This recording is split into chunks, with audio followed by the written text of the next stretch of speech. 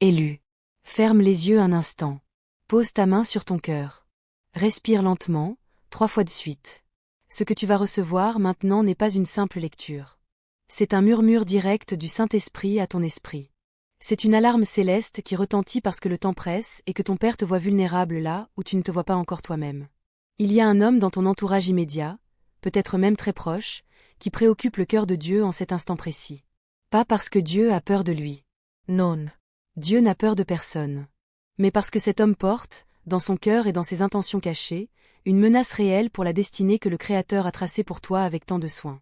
Avant d'aller plus loin, je t'invite à faire quelque chose de simple mais de décisif. Dis à voix haute, lentement, ces mots. Seigneur, ouvre mes yeux spirituels. Montre-moi ce que je ne vois pas encore. Protège mon cœur et ma vocation. Maintenant, écoute. Ta vie n'est pas un accident. Tu n'es pas ici par hasard. Il y a eu un conseil dans les cieux avant que tu ne naisses. Ton nom a été prononcé.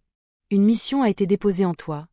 Une mission qui touchera des vies, des familles, des régions, peut-être même des nations.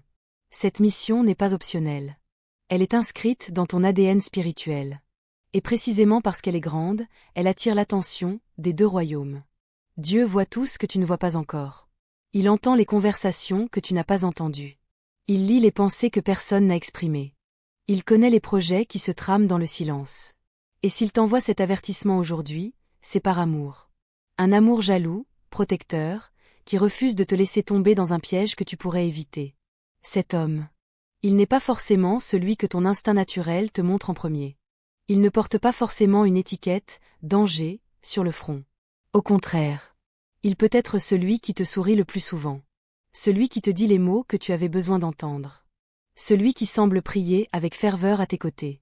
Celui qui t'offre son écoute, son temps, ses conseils.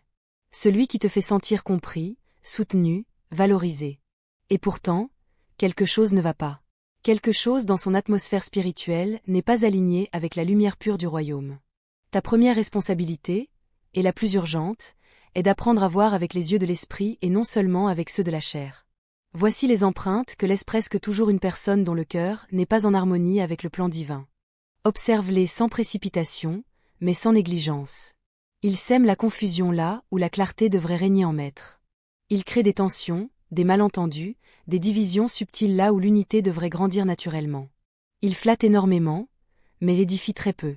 Ces compliments visent plus à te lier à lui qu'à te rapprocher de Dieu. Ils parlent de grandes choses, de visions, de projets, mais quand on regarde les fruits concrets, ils sont rares, fragiles ou carrément absents sur le long terme. Sa présence, au fil des semaines ou des mois, t'alourdit intérieurement. Tu te sens plus fatigué spirituellement après avoir passé du temps avec lui. Ta prière devient plus courte. Ta soif de la parole diminue. Ton feu intérieur vacille. Il te conduit, très progressivement, à douter de ce que Dieu t'avait déjà confirmé clairement par sa parole, par des rêves, par des prophéties, par des témoins fiables. Il devient étrangement indispensable. Tu commences à te demander ce que tu ferais sans ses conseils, sans son approbation, sans sa présence, et c'est là que le piège se referme doucement. Ces signes ne hurlent pas. Ils chuchotent. Ils s'installent comme une brume légère, jusqu'au jour où tu réalises que tu ne vois plus aussi loin qu'avant, que ton horizon spirituel s'est rétréci, que la voix du Seigneur te semble plus lointaine.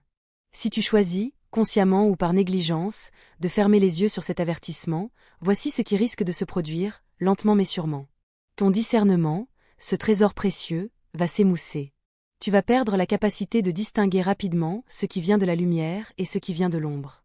Ton temps précieux, le temps que Dieu t'a donné pour accomplir ta mission, va se disperser dans des conversations stériles, des relations qui tournent en rond, des projets qui n'aboutissent jamais vraiment. Des portes que le Seigneur avait fermées avec soin vont se rouvrir par ton manque de vigilance. Des doutes anciens, que tu avais déjà terrassés par la foi, vont revenir en force, plus insidieux qu'avant. Ton avancée va ralentir, puis stagner, puis régresser. Et ce que tu portes pour tes enfants, pour ta génération, pour ceux qui viendront après toi, risque d'être affaibli, retardé, voire étouffé avant même d'avoir pu éclore. Regarde l'Écriture. Regarde David entouré de consellers perfides. Regarde Joseph trahi par ses propres frères. Regarde les prophètes qui ont été ralentis par des alliances douteuses.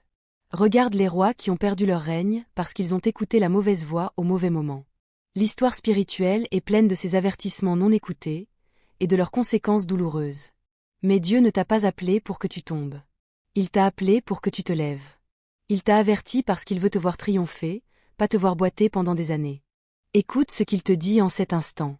Mon enfant, tu es infiniment précieux à mes yeux. Ce que j'ai semé en toi n'est pas négociable. Ta destinée me tient à cœur plus que tu ne peux l'imaginer. Je refuse qu'une influence subtile, même déguisée en ami, vienne voler, retarder ou déformer ce que j'ai prévu pour toi et pour ceux que tu dois toucher. C'est pourquoi je te parle maintenant, pas demain, pas la semaine prochaine, maintenant. Je ne te parle pas pour t'effrayer. Je te parle pour t'équiper. Pour te rendre plus fort. Pour t'apprendre à marcher comme un fils et une fille qui connaît son autorité. Tu n'es pas une proie facile. Tú es un guerrier en formarse en avancée. Tu es un dépositaire de feu. Et ce feu dérange les ténèbres, même quand elles se déguisent en lumière. Alors que vas-tu faire dès cet instant? Prie avec une précision nouvelle. Chaque matin, chaque soir, dis. Père, dévoile-moi ce que mes yeux naturels ne peuvent pas voir. Révélation claire sur les intentions cachées autour de moi. Protection surnaturelle contre toute emprise qui ne vient pas de toi. Esprit de discernement, augmente en moi aujourd'hui. Reviens souvent dans le silence sacré. Éteins les bruits. Assieds-toi devant lui. Écoute. Laisse-le murmurer, corriger, avertir, consoler, rediriger. Pose des frontières spirituelles fermes mais pleines d'amour. Certaines proximités doivent diminuer en intensité. Certaines conversations doivent être raccourcies ou arrêtées. Certains lieux, certaines habitudes partagées doivent être réévaluées à la lumière de l'esprit. Proclame la vérité sur ta vie, à voix haute, chaque jour. Lève-toi le matin et déclare. Je suis couvert par le sang précieux de Jésus-Christ. Aucun piège, aucune ruse, aucune manipulation ne peut me capturer.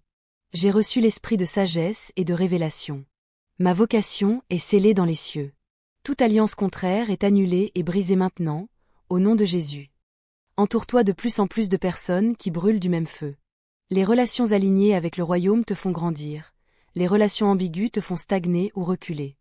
Celui qui prend cet avertissement au sérieux, qui décide de vivre dans une veille constante, dans une prière ciblée, dans une communion intime et quotidienne avec le Père, ne sera pas seulement préservé. Il sera élevé à un niveau qu'il n'aurait jamais atteint sans cette épreuve. Ce qui aurait pu devenir une blessure profonde deviendra un témoignage puissant. Ce qui aurait pu te ralentir deviendra le creuset, où Dieu forgera en toi une maturité rare et précieuse. L'homme qui préoccupe le cœur de Dieu aujourd'hui ne sera plus une menace demain. Parce que tu auras choisi de rester éveillé, priant, discernant, et fermement ancré en celui qui t'a appelé. Le moment est sérieux. La saison est charnière. La fenêtre de protection divine, d'accélération et de maturité est grande ouverte. Mais elle ne restera pas ouverte indéfiniment. Ne te laisse pas engourdir par la fatigue spirituelle.